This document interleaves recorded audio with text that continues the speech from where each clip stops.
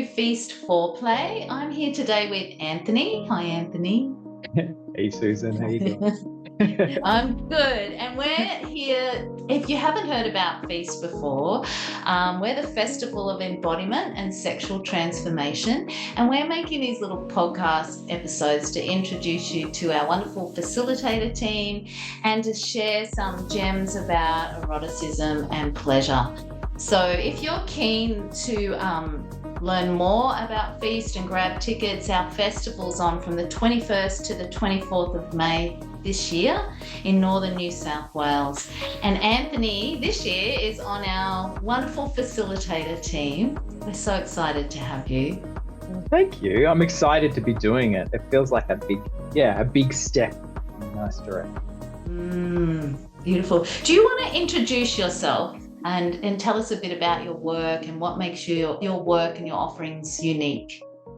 Thank you. Yeah, sure. Look, I was reflecting on these questions coming in, and like my work has been a rollicking adventure, I think, to get me to where I am right. So I've got like 16 years-ish of sex work under my belt. And that kind of really shaped, I guess, how I kind of came into doing, I guess, more structured erotic work this way. So went through various kind of framings of erotic work, erotic massage. I started in BDSM work, a bit of background, like I was doing it in my private life. And then about 2017, I did somatic body working, which really changed everything up for me.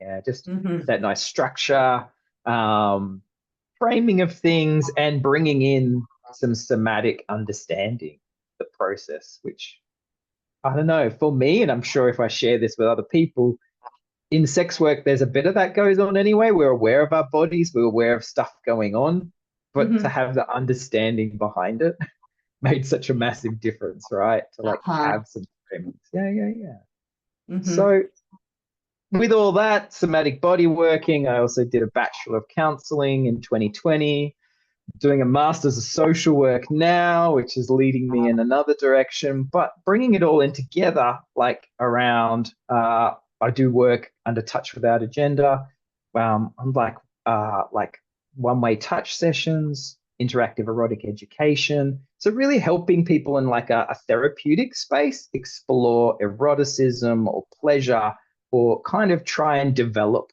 their kind of erotic processes further. Beautiful.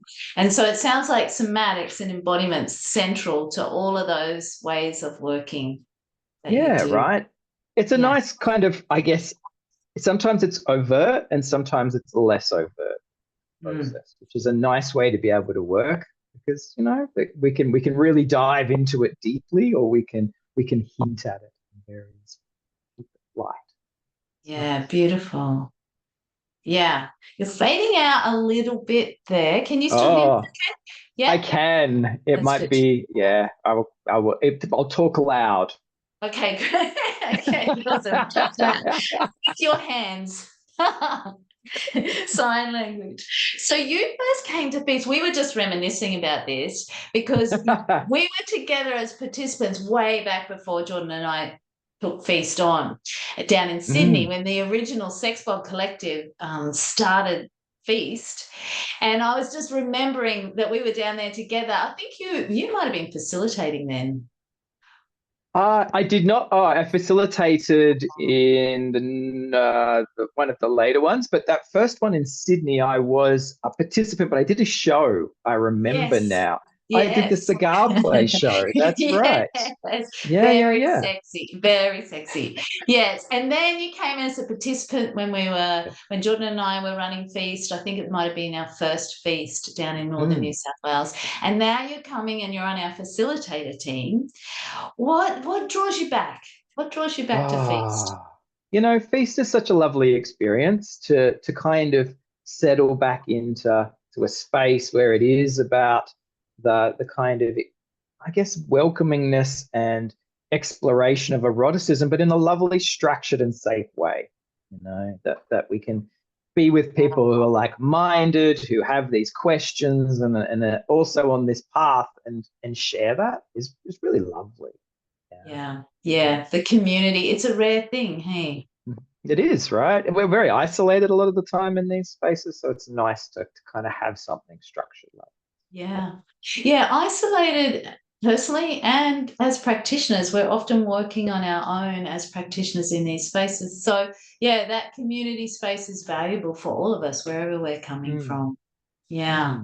yeah. And so it's kind of nice to see, I guess for me, look back at my journey to be a facilitator at Feast.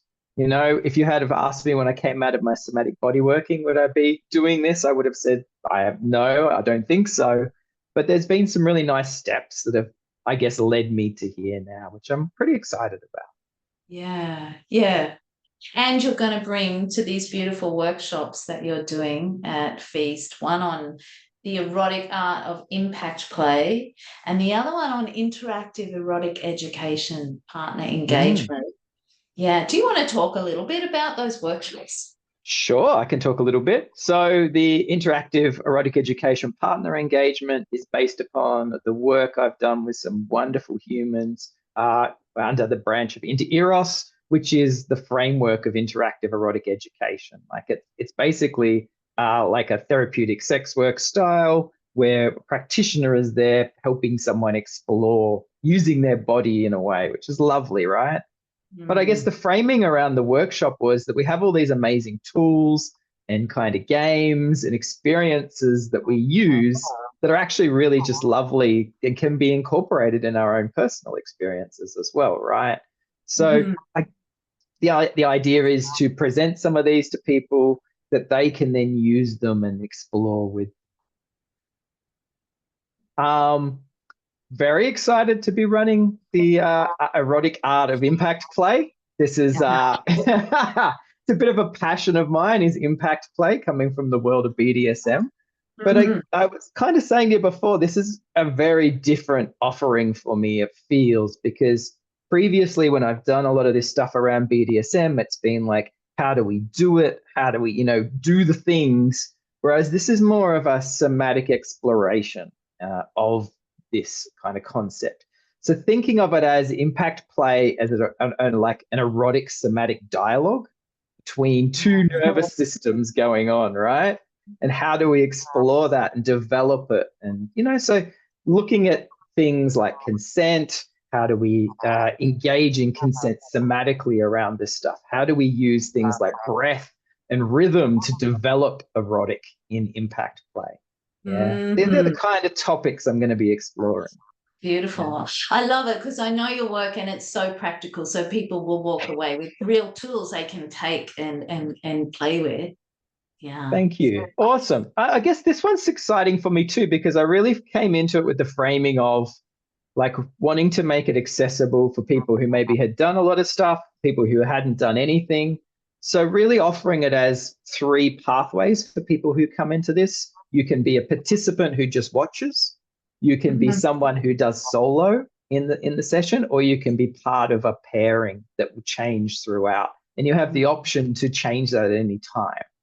Yeah. Yeah. So creating that container, hopefully, of being able to explore this stuff. Yeah. Beautiful. And that's one of the things I love so much about Feast is everything is a choice. It's a Mm. constant choice.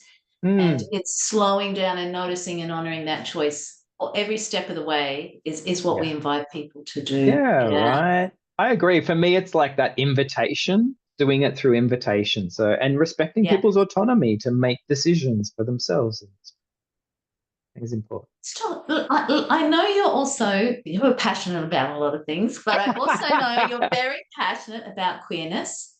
Ah, And I want to get curious together about queerness at Feast. And first of all, before we go into that, can you talk to me a little bit? What does queerness mean? If you were to sum that up for people listening, how might you define or not queerness?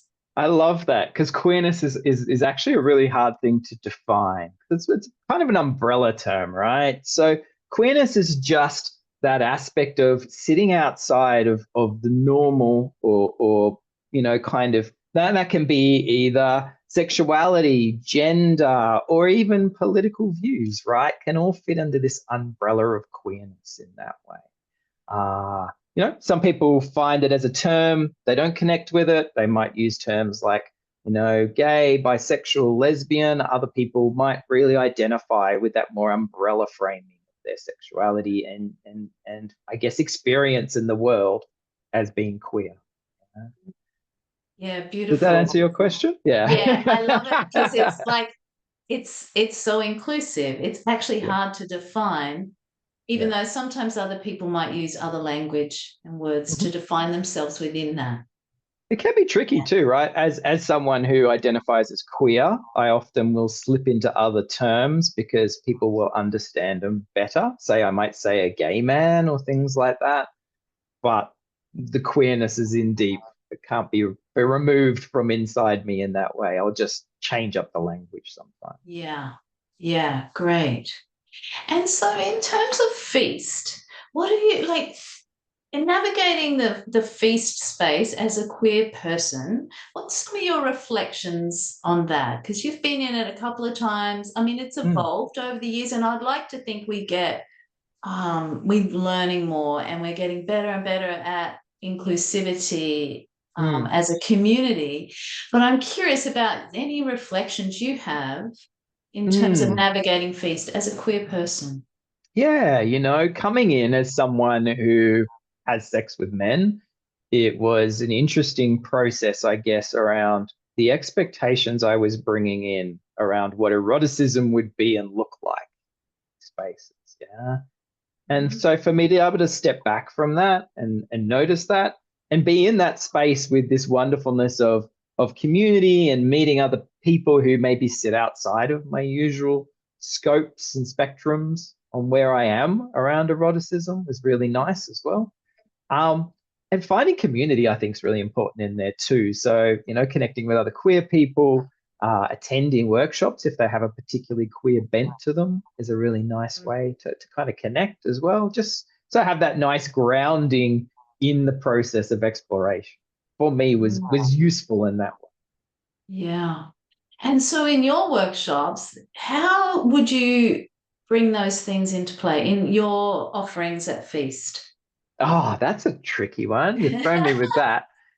So, I identify myself and usually talk about where I sit. So positionality when I start Mhm, this stuff, right? Just to be visible, I think is mhm, important. Yeah. mhm. And I guess I look pretty visible as well. I'm going to say a horrible stereotype, but on the range of heterosexual to homosexual, I probably look more on the homosexual side, right?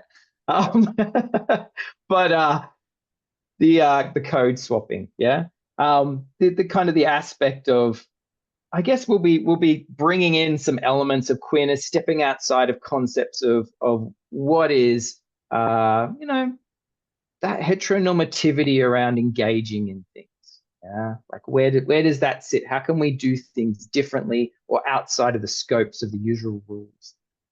Yeah, Yeah, beautiful. I love that, Anthony. And it cool. really, when I hear that, I go, yeah, like this is full-hearted yes for me in terms of the feast space. And I think that, is our big picture invitation of inviting Mm, people into like, let's get curious together and explore outside of the norms or mm, habits or what we're always done. And I think feast is a beautiful place to try our queerness on, to give it a mm. go and see what it feels like in a really safe, supportive space.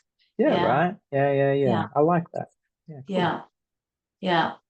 And the other, we also have at Feast places for queers to gather with each other, just to hang out and be, and have their own space and their own conversations. Yeah. But there's also this bigger picture of belonging and connection and inclusion for Yeah, everyone. right. Yeah. Yeah, Which is yeah. really important, I think. It helps people feel safe in spaces or to see that visibility.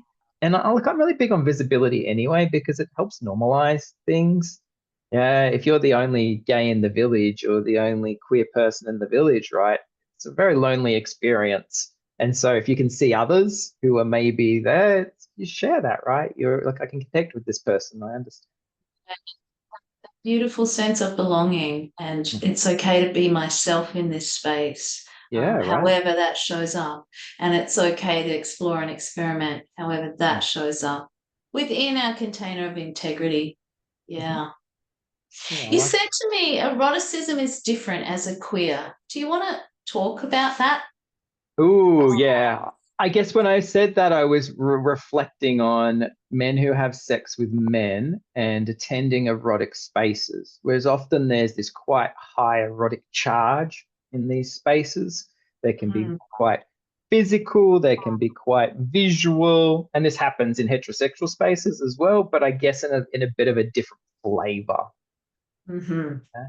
So, for example, I've been attending a festival called Naked Man, and I've run some workshops there, and the feeling and the flavor there is very different for eroticism in a way around the charge and the expression than maybe some other kind of events where the sexuality, I guess, is more mixed. Does that make sense? Yeah. Yep. Yeah, it has a different flavor. Yeah. The mix of humans is different. Yeah, right. Yeah. So of Yeah. course it's going to have a different flavor, right? It's going to be different. Yeah. But I guess if you're not used to those spaces, it can be like, oh, this is weird or different or unusual in that Yeah. way. Yeah. Yeah. So what do you think would support someone as a queer person who they might like stepping into feast? What do Yeah. you I think would like that support question. them? Yeah. I definitely say finding your tribe, finding your community, but also like making sure that you're coming in with the concept of here's an experience and a phenomenon that I can explore outside of maybe my own ideas and concepts about what it's going to be. Yeah. Mm. So that self-reflection, I think, is really useful as well. Yeah. Mhm. Yeah, Nice. cool. I know, Anthony, on another topic that you are doing some research around Ah, sex work and ethics. Do you want to share a little bit about that? I can, and I could talk for hours on it, and I'm not going to. But I'm really lucky to be doing my master's of social work, and part of that is a dissertation. And I've discovered through my years of sex work and through actually erotic education was one of these things as well, the interactive erotic education training. Mm. Went looking for stuff on sex work and ethics, and there's nothing out there on like how sex workers are making ethical decisions in their work, how they're applying ethics, what applied ethics looks like in sex work. Yeah. Mm-hmm. So, and there's some really interesting contrasts because there's no literature on it, but we know there's things like somatic body working code of ethics. We now have the interactive erotic education code of ethics. There are workers out there who actually have their own code of ethics on their websites, right? Mm. So it's happening, but it's not something that's ever been spoken about or looked at. Mm-hmm. And I guess important part of it is framing it from the theoretical idea of care ethics, that care exists in these spaces. And so when care exists, we're going to make different decisions than when care doesn't. Mm. Yeah, Yeah. beautiful. Well, this code of ethics is really important. I mean, all our facilitators are sexological body workers and many other wondrous things, but as a minimum, they're certified sexological body workers, which means that they work in line with our professional association's code of ethics. What do you think is the value of having Ah, codes of ethics? I love this question, right? Yeah. Mm, Codes of ethics can be really useful. They give us a steady grounding on what's expected, how this person's going to operate, you know? Codes of ethics can be values based as well. So we can look at it and go, that aligns with my values as who I am, the kind of practitioner I want to be. Yeah. mhm, That too, there can be tricky elements that codes of ethics bring in as well, right? They can also close off avenues for practitioners, and definitely coming up against an ethical like dilemma and as doesn't have a clear answer can sometimes mean that you're not actually looking at it from your clients or the person's best interests in that way. mhm, You're making decisions that fit in line with the code of ethics. So mhm, it's tricky stuff actually navigating. Yeah. Another reason why I love this is because like sex workers are doing this somehow, yeah, but without these solid understandings or frameworks there. And so, Mm. like, how is this? Mm. Yeah, I can see that why it's a rabbit hole and you just keep diving deeper and deeper. Yeah. But in terms of feast, like we do have that, the code of ethics, I guess, for us is around this is what you can expect from us. This is Yeah. our level of care. And this is how we hold the space with integrity. And we're all committed to doing that. So at Feast, it really creates this sense of holding and container that people, once I notice when people feel held like that and it's clear, they settle and they're much more willing to explore and experiment and play inside of that container. It's I like they love know that. where the edges are. Yeah. Yeah, perfect, right? Because that helps create safety. You have an understanding of what's okay and what's not okay, or what the rules are, or how things are going to be. Yeah, Yeah. helps Yeah. helps us settle. Yeah. Yeah. Absolutely. So, what are you offering at the moment in terms of workshops, teaching, sessions? What are your offerings? So as usual, I have so much going on. But I am part of, like I said, the Inter-Eros team. So we are going to have intake starting soon for our 2026 interactive erotic education training. If you've ever considered like how can I work like erotically and include like my body and two-way touch, this is a wonderful framework to be able to do that under, right? And with that somatic knowledge and bringing in somatic work as well, a lovely kind of container. Yeah. I do my own stuff under Touch Without Agenda. I run regular monthly workshops for men or people who identify as men, under like various offerings of like massage, erotic massage, anal massage, BDSM, like all kinds of different things. Sometimes experiential stuff like the forest, or I created one called the erotic kaleidoscope. Yeah. So ways that people can kind of engage, explore, and again within a nice, safe container that's set up in that. Yeah. Mm. I also do one-on-one stuff. So I do one-way touch, two-way touch work, that kind of stuff. Even I get people who want to engage in talk-based work under that frame too. Mm-hmm. Yeah. So lots of stuff. And finally, my counseling work. I am a certified counselor, right? I am accredited in that way. I specialize in things like sexuality, sex, and gender. I work with people. My main kind of specialities, I guess, too, is like challenges around sexual behavior. So I get a lot of people who want to seek out someone who isn't sex negative and wants to work with things like, how do I rein in my pornography use? Or how do I change up my masturbation because it's affecting my relationship, right? So those Yeah. kinds of things that maybe they can't talk to other practitioners about. Yeah. Beautiful. Yeah. Thank you. Thank you for talking with us today. And I'm so looking forward to seeing you at Feast and these beautiful workshop offerings. Thank you so much. Thank you so much for having me. I really appreciate it.